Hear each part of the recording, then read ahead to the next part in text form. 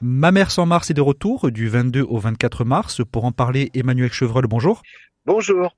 Vous avez créé ce festival il y a déjà plus de 30 ans, ce grand moment du cinéma en Sarthe. Déjà, est-ce que vous pouvez, en quelques mots, nous rappeler pour nos auditeurs l'ADN de ce festival européen? En fait, donc comme vous l'avez dit, c'est un festival de cinéma européen qui diffuse donc des courts et des longs métrages dans les mêmes séances et qui a donc cette vocation à la fois à découvrir des jeunes talents de réalisateurs et réalisatrices, comédiens, comédiennes, mais aussi d'amener le cinéma européen en milieu rural en montrant que c'est un cinéma tout à fait accessible à tous les publics. Donc le fait de choisir Ma mère, c'est une symbolique derrière. Ça aurait pu être Le Mans, mais c'est Ma mère. En fait, c'est ça. En fait, c'est aussi les circonstances qui ont fait que nous, la bande de jeunes de l'époque qui avons créé le festival, étions de Ma mère, c'est qu'on avait envie de faire bouger notre petite commune.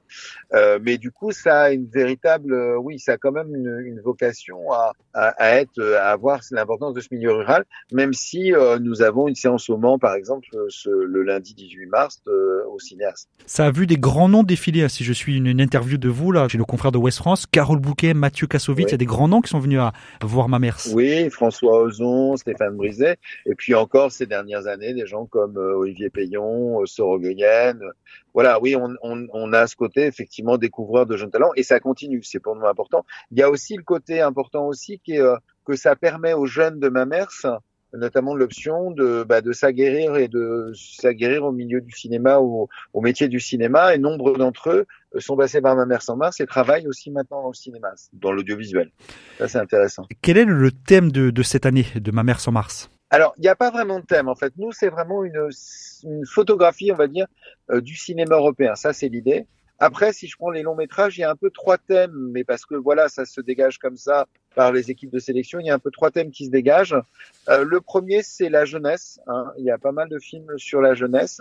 Le second, on va dire, c'est l'histoire. On a quand même notamment deux films assez historiques sur la guerre froide, les pays de l'Est, etc., qui est assez intéressant. Le troisième, on va dire, c'est plutôt effectivement des thématiques qui sont liées à la réalité d'aujourd'hui. On a deux films qui parlent de l'immigration, dont le film d'ouverture, Quelques jours avec moi, mais qui en parle de manière plutôt assez légère et sympathique et heureuse.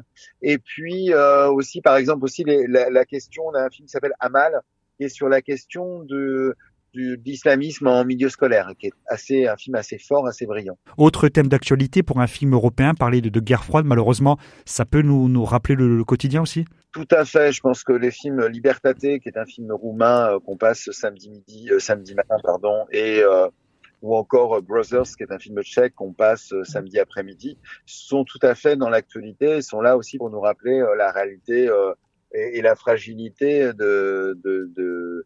des frontières européennes.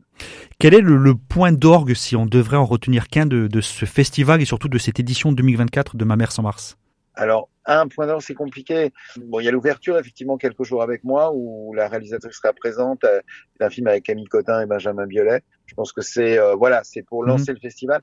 Après, on a 8 films en compétition. J'ai du mal à en mettre un plus que les autres en avant, c'est compliqué. Peut-être un prix à mettre en avant du coup? Alors c'est ça, à la fin du festival, donc dimanche à 19h, on remet des prix des jurys et du public. C'est-à-dire que le public vote pour les courts et les longs métrages après chaque film. Et on a deux jurys, un jury de court métrage et un jury de long métrage.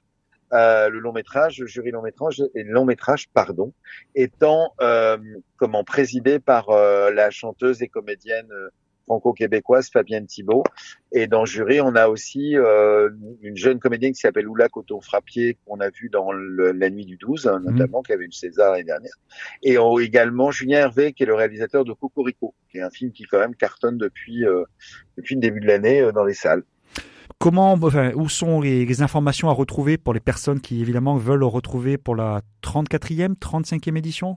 34. 34e édition, le programme est sur Internet, sans doute? Tout à fait, sur le site du festival qui est mamers-en-mars.com. Et là, vous pouvez retrouver absolument toutes les informations et également prendre vos billets, vos passes. La billetterie est aussi en ligne sur le site du festival à la séance ou pour des passes qui permettent, pour la modique somme de 32 € de mémoire, de voir 10 films pendant le week-end. Ma mère sans Mars est de retour, 22, 23, 24 mars. Emmanuel Chevreul, vous avez créé il y a plus de 30 ans ce festival. À bientôt. Merci beaucoup.